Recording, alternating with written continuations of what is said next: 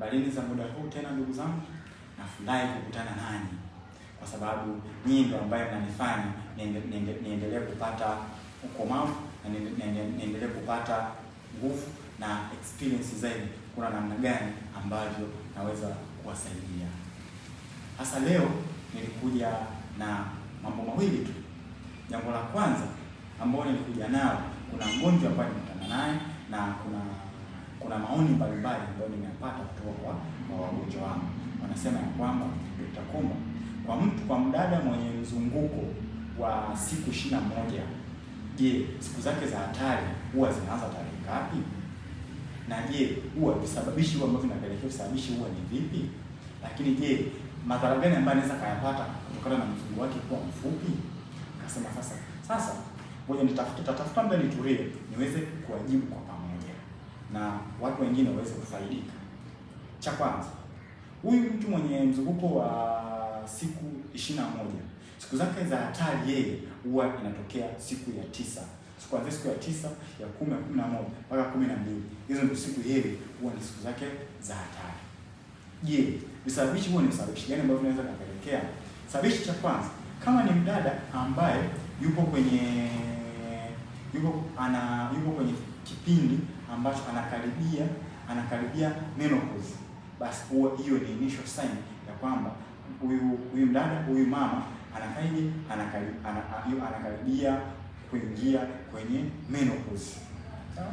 Lakini issue nyingine, labda kama mtu akiwa na changamoto kwenye mfuko wa uzazi, akiwa changamoto kwenye mfuko wa uzazi. Changamoto kwenye mfuko wa uzazi zinaweza kuwa kama zifuatazo. Changamoto ya kwanza inaweza kuwa labda kama ana uvimbe kwenye mfuko wa uzazi ambao tunaita uterine fibroid, kama akawa na uterine polyps inaweza kutokea, labda huyu mtu akawa na endometriosis ambayo imetokea kwenye uterus, lakini kama huyu mtu akawa na PID, sawa? Hivyo ni visababishi ambavyo vinaweza vikatokea pale kwenye uterus. Lakini issue nyingine ambayo inaweza kapelekea akawa labda na thyroid disorder. Mtu akawa na changamoto hii ya thyroid gland, akawa labda na hyperthyroidism au hypothyroidism. Zile ni moja kati ya sababu ambazo zinaweza kwenda disrupt menstruation cycle, na huyo mtu kuweza kupata shortening of menstruation cycle. Lakini issue nyingine, kama mtu akiwa na excessive stress, moja kati ya changamoto ambazo zinapelekea kupata shortening menstruation cycle. Lakini issue nyingine ambayo inapelekea ni lifestyle modification. Hiyo ni moja kati ya sababu nyingine ambazo zinapelekea huyu mtu akawa na mzunguko mfupi. Lakini issue nyingine zinapelekea mtu akawa na changamoto ya hormonal imbalance, homoni zake zikawa imbalance.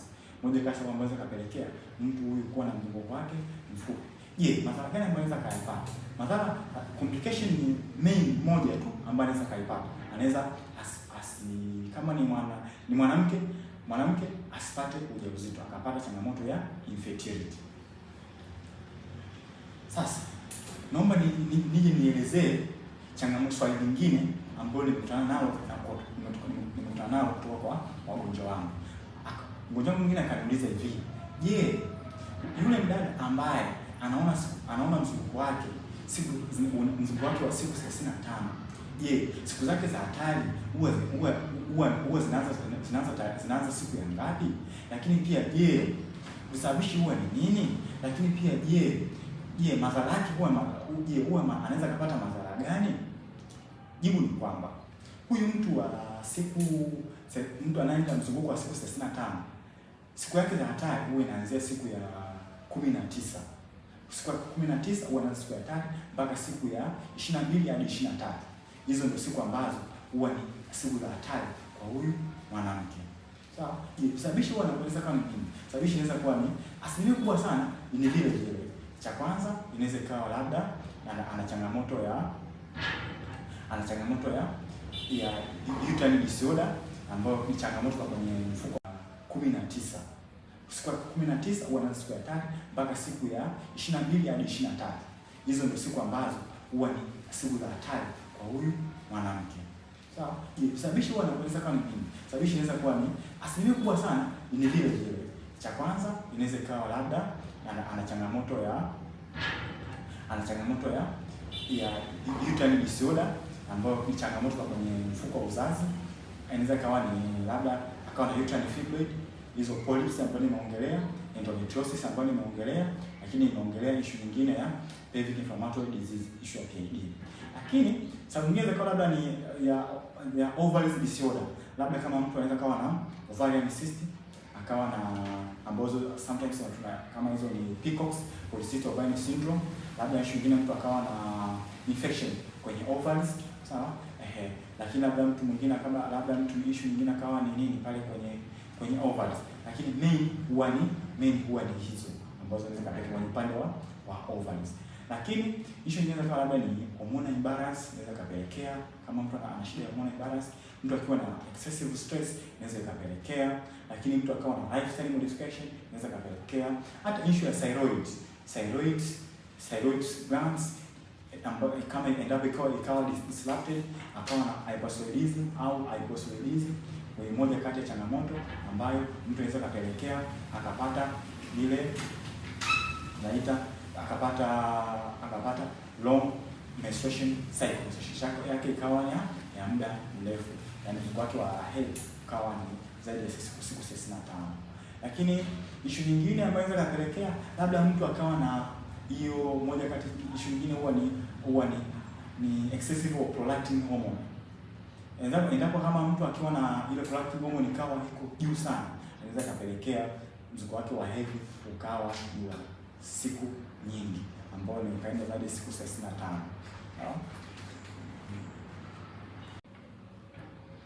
Sasa kutokana na hayo maelezo yote ambayo nimeweza kuyatoa, wewe mwanamke ukiona mzunguko wako ni mfupi, uko chini ya siku 21, chukua hatua mapema, kwa sababu unaweza ukawa unapata changamoto labda kutafuta ujauzito ukawa unakosa, lakini kumbe wewe mwenyewe umeshindwa kuwa daktari kuweza kujigundua kwamba hicho kitu sio cha kawaida. Unapaswa kuweza kumtafuta mtaalamu wa afya aweze kukusaidia. Ndio maana mimi kama Dr. Komba nilikuja kuweza kuwapa elimu hii ambayo mnaipata. Kwa hiyo utakuwa ni msaada mkubwa sana endapo kumtafuta mtaalamu wa afya akaweza kukusaidia na ukatatua tatizo lako, na Mungu akakubariki ukaweza kupata mtoto na wewe ukatengeneza furaha kwenye ndoa.